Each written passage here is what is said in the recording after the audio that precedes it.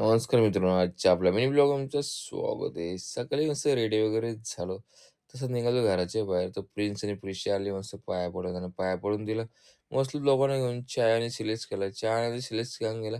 तर गेलो पनवेलला तर गाडीत पेट्रोल तर मग चला बरं पेट्रोल टाकू वगैरे. तिला पण भूक लागते ना. पेट्रोल लागलं तसं लगेच गेलो मम्मीला घेऊन तसं जुईला. मम्मीला सोडतो जुईला. मग तिकडनं येऊन बसलो जेवलो. जेवलो वगैरे. परत चाललो गॅरेजला गाडीचं काम किती झालं बघू. गाडीचं काम चालू होतं. मग तिथं गेलो बॅटरी घ्यायला. तर बॅटरी पण खतम. बॅटरी घेतली की तिला ऊन लागत होतं म्हणून घेतलं ब्लूबेरी ज्यूस पिला. ज्यूस वगैरे पिला वगैरे. तसं गॅरेजवाल्याला घेतला पाठी बरं चल शोरूमला जाऊ बरं स्पेअर पार्ट घ्यायला.